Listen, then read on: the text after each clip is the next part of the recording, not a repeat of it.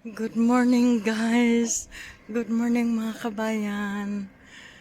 Ito ngayon nagbabalik sa Ate Bel. Andito ako sa bago kong work. Hindi ko alam, wala akong taong nakita dito. Ay, ayun sila. Andito ako sa bago kong trabaho. Hindi ko alam anong gagawin ko. Alam ko lang na patatas pa rin ang gagawin namin. So, kumusta na kayo mga kabayan? Kaunting vlog. Kasi may time pa ako, hindi pa nagsisimula yung work namin.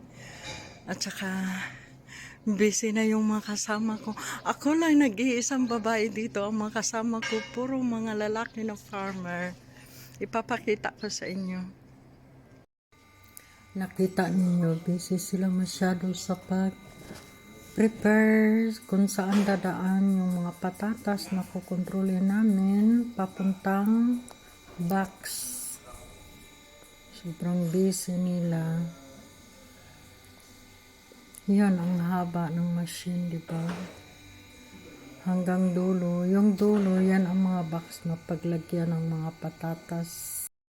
Pahinga muna ng konti kasi puno na yung box at ngayon ang machine ililipat doon sa kabilang box.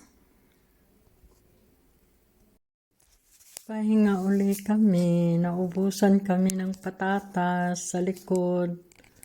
Kaya maghihintay muna na dumating yung bagong harvest. Naubusan na naman kami ng patatas. So, ipasyal ko na lang kayo sa loob ng pinagtrabahoan ko. Tingnan nyo ang haba.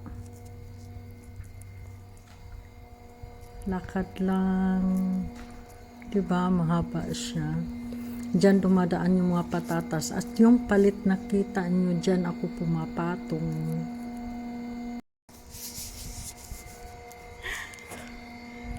Wala akong makauban. So, wala ko'y mahimo, kundi mag-film.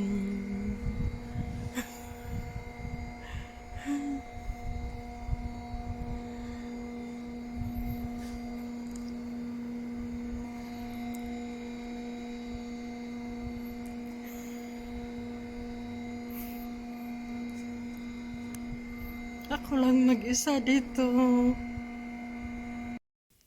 Dumating na rin yung bagong patatas na bagong harvest.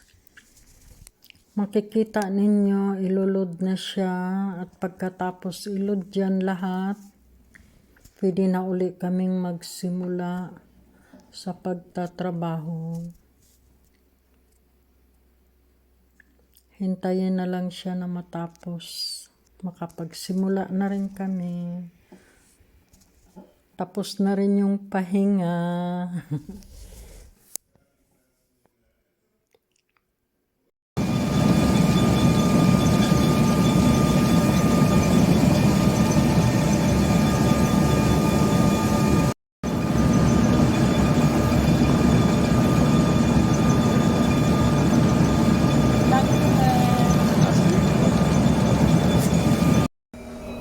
Puno na ang box.